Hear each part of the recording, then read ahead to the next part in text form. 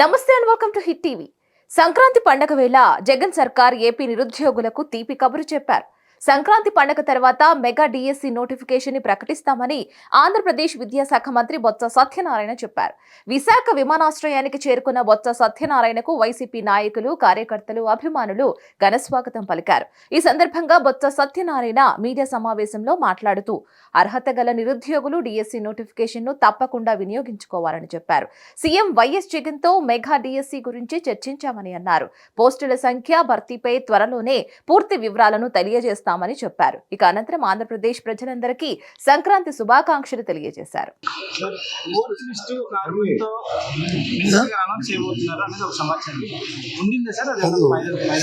ఏదైనా విషయం ఉంటే మీ అందరినీ పిలిచి మాట్లాడలేదు, కానీ వచ్చారు కాబట్టి మీ ద్వారా ఒక మంచి మాట చెప్తా. వచ్చారు కాబట్టి ముఖ్యమంత్రి గారి దగ్గర నిరుద్యోగులకు సంబంధించి ఒక సమావేశం జరిగింది. ముఖ్యంగా డిఎస్సి సంబంధించి డిజిటల్ సెలక్షన్ కమిటీ జరపాలి, ఎంతమంది జరపాలి.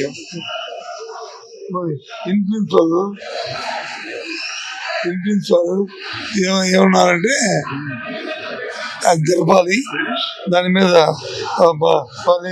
కులకృషిగా చర్చమని చెప్పారు.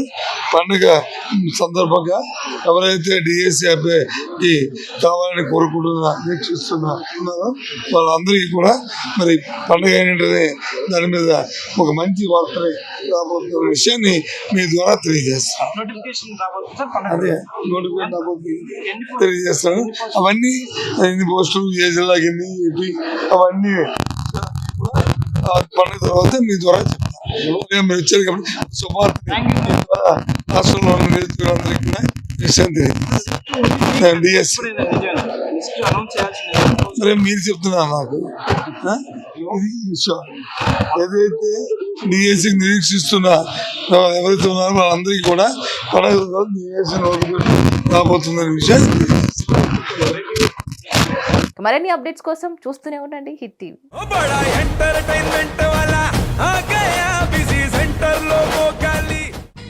సక్కు సక్కేంద్ర సక్కు సక్కు బాయ్ బాయ్ బాయ్ బాయేంద్ర బార్కవ్ బాయ్ బాయ్. గిరాకొచ్చే టైం ఏంది? కస్టమర్లు వస్తున్నాడు, రేటు కలిపి గురి. కస్టమర్లు వస్తున్నారు కదా, మాత్రం పొగరు ఉంటది. మరి తగ్గించేద్దాం పొగర్ని. డబ్బులు కట్టేస్తావేంటి కొంప తీసి? లేదు, కస్టమర్లు ఆపేద్దాం. పదా మరి మన బిజినెస్ స్టార్ట్ చేద్దాం.